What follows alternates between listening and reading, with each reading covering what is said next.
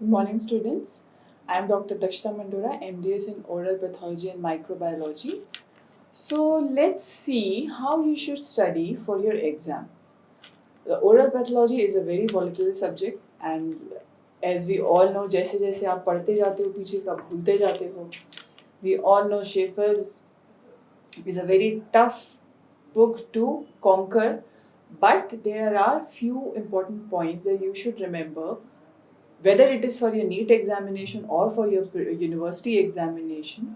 So, how should you study oral pathology? So, basically, you should need to understand the basics, and you should begin it with your basic physiology and anatomy of oral cavity. So, you should know first year ka dental anatomy and histology, you should start with that. Even if you are preparing for your university exams, even if you are preparing for your NEET exam. So first you need to know the basic anatomy and physiology of oral cavity, like how it is. Otherwise you won't be able to understand the diseases. Oral pathology is the diseases of oral cavity.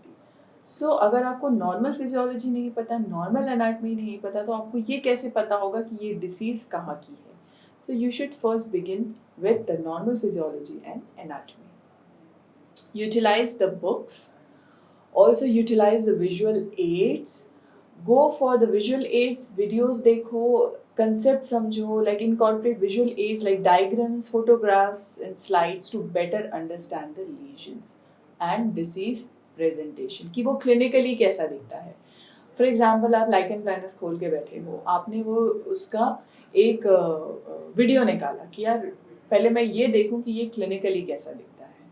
उस because pure text is not only pure text is will not help you to understand कि वो disease कैसी दिखती है और वो उसका histopathological features कैसा है. यू नीड टू अंडरस्टैंड कि उसका क्लिनिको-पैथोलॉजिकल कोरिलेशन कैसा है. वो क्लिनिकली और हिस्टोपैथोलॉजिकली हम उससे जब कोरिलेट करते हैं तो वो क्या निकल के आता है. So use the visual aids, videos देखो, फोटोग्राफ्स देखो.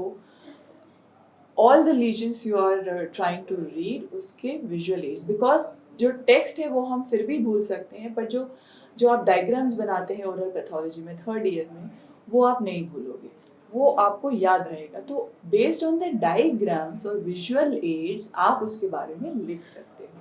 सो visual aids are definitely going to help you for your exams. Create the study materials. Don't rely कि आप बुक में से पढ़ लोगे और आपको याद रहेगा. No, make a summary. एक लीजन लिया आपने, उसकी एक समरी बनाओ, उसके फ्यू की पॉइंट्स बनाओ कि हाँ इस लीजन में फॉर एग्जांपल लाइकन प्लेनस है तो उसके हिस्टोपैथ में हमें मैक्स जोसेफ स्पेसेस दिखेंगे, ठीक है, उसके हिस्टोपैथ में हमें सॉ टूथ रेटेरिजेस दिखेंगे. तो ये उसके की पॉइंट्स हैं. सो ऑलवेज मेक अ की पॉइंट जब आप एक लीजन ले रहे हो कि इसके इंपॉर्टेंट फीचर्स क्या है, बिकॉज उस लीजन से जुड़े इंपॉर्टेंट फीचर्स कुछ ही मिलेंगे आपको. ठीक है, आप यूनिवर्सिटी के लिए पढ़ रहे हैं तो definitely you have to write about the clinical features and all. But अगर आप नीट के लिए पढ़ रहे हैं तो write about the key points कि इसमें ये दिखेगा, इसमें ये पद दिखेगा, इसमें ये दिखेगा. Take the practice test. If you are preparing for NEET, go, आप एक 3 घंटे का अलार्म लगाओ, अपने उसमें एक प्रैक्टिस टेस्ट लो और आप उसको सॉल्व करो. ठीक है, इससे आपको ये पता चलेगा कि आप कहाँ पीछे हो, कौन से सब्जेक्ट में आप पीछे हो, and you have to improve on that. Even if you are preparing for university exams, आप 3 घंटे का पेपर लो, आपको राइटिंग पता होना चाहिए कि मुझे इतने मार्क्स का क्वेश्चन है तो मुझे इतने टाइम से ज़्यादा नहीं देना है. फॉर एग्जाम्पल 10 मार्क्स का क्वेश्चन है तो आपको उसमें 20 मिनट से ज़्यादा नहीं देना है, अदरवाइज यू विल, आप बाकी क्वेश्चन पेपर छोड़ दोगे. तो always take a practice test for your university और for your NEET for the time management. Again, consistency, dedication and systematic approach are the key for the mastering oral pathology for your PG exams. There is no substitution for hard work. Okay, ठीक है, luck भी काम करता है, but there is no substitution for hard work. अगर आप hard work करोगे तो ही लक काम करेगा, अदरवाइज नहीं करेगा. आपको भी पता है तुक्के मारने से एग्जाम क्लियर नहीं हो सकती. So you have to be clear कि मुझे फॉर एग्जाम्पल आपने पर्स उठाई, आपको उसके जो चैप्टर्स हैं यू नीड टू अंडरस्टैंड कि मुझे इसमें इतना टाइम देना है, मुझे इसके ये कंसेप्ट क्लियर करने हैं. बेस्ड ऑन दैट एक सिस्टमैटिक अप्रोच बनाओ. ठीक है, कि मुझे आज ये 2 चैप्टर ख़त्म करने हैं तो मुझे करने ही हैं, कम वॉट में कुछ भी हो जाए, मुझे आज ये 2 चैप्टर्स ख़त्म करने हैं. So hard work is equally important and a systematic approach is equally important. ऐसा नहीं है कि आपने एक क्वेश्चन लिया, फिर आपको नहीं समझ आया तो आप उसका आंसर ढूंढने में लगे हो, पूरा दिन निकाल दिया आपने. No, your approach should be systematic कि हाँ मुझे इसका आंसर ढूंढना है. डोंट गो डीप इनसाइड, बहुत ज़्यादा अंदर मत घुसते जाओ. Okay, so make a systematic approach. Because oral pathology ऐसा सब्जेक्ट है, आप एक से दूसरे टॉपिक पे जाओगे, दूसरे से तीसरे पे जाओगे और आप अंदर घुसते चले जाओगे एंड यू विल पूरा दिन आप ऐसे ही निकाल दोगे. ठीक है, so you need to channelize कि आपको ये करना है, ये करना है, ये करना है, ऐसे करना है. So, how to study for the university examination? Understand the basics first.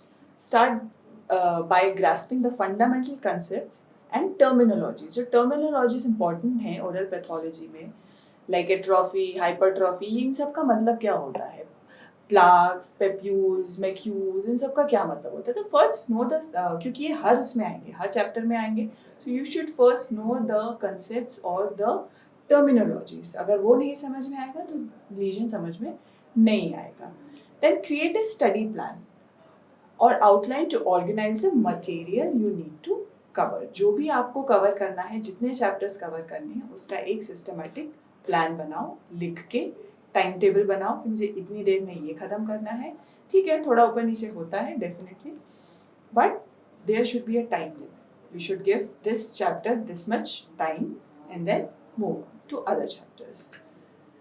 Like break down the topics into manageable sections. Like benign and malignant tumors इतना huge chapter है कि आप उसको बोलोगे कि यार मैं एक दिन में complete कर लूँ. No, it is not possible. Make it into the sections. Like benign tumors or benign tumors of epithelial origin and benign tumors of connective tissue origin को मुझे एक दिन में complete करना है. Then comes to malignant tumors of epithelial origin and malignant tumors of connective tissue origin को मुझे एक दिन में complete करना है. So make the sections. बहुत बड़ा चैप्टर है तो उसको सेक्शन वाइज में आप डिवाइड कर सकते हो. Also reviewing regularly is very important, because आपने रात को याद किया एक लीजन, आप सुबह उठ के भूल जाओगे, नहीं याद रहेगा. वट कितने ही आप इंटेलिजेंट क्यों ना हो, you have to review it regularly. ठीक है, आपको बार बार उसको पढ़ना पड़ेगा, तभी वो आपके दिमाग में बैठेगा. Okay, so this is important. आप जितनी बार उसको याद करोगे, जितनी बार रिवाइज करोगे, उतना आपके लिए अच्छा होगा.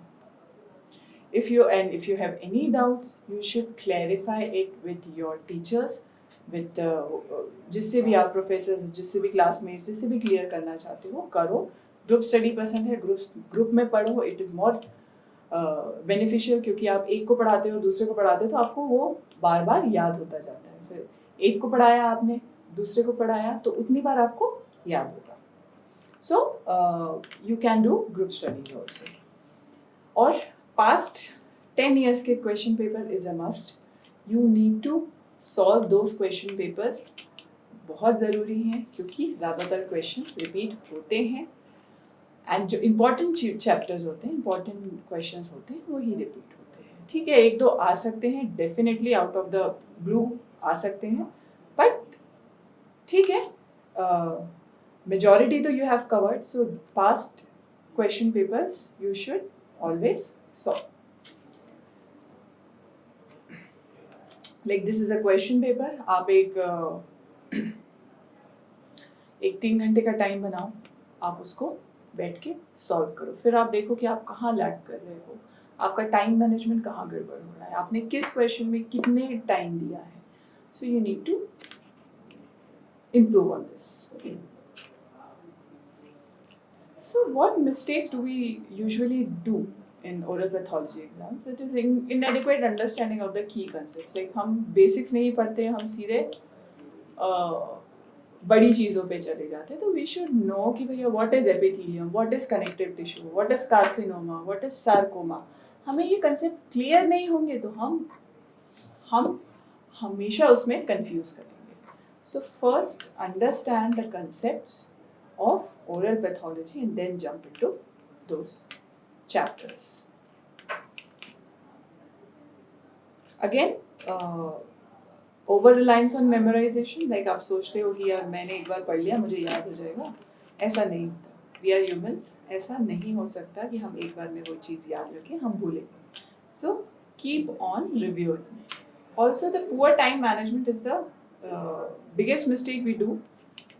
We need to understand कि हमें किसको कितना टाइम देना है, which is important. अगर आप बोलो कि यार मैं इम्यूनोलॉजिकल डिसीजेस को मैं पूरा दिन दूंगा तो that is not the good decision from your part. ठीक है, आप डेंटल केरीज को पूरा दिन देते हो, दैट्स गुड, बट जो अनइम्पॉर्टेंट चैप्टर्स हैं उनको आप पढ़ो, बट एक गिवन टाइम, लाइक मुझे 2 घंटे में ये फिनिश करना है, 3 घंटे में फिनिश करना है. अनइम्पॉर्टेंट चैप्टर्स को उतना टाइम नहीं देना है.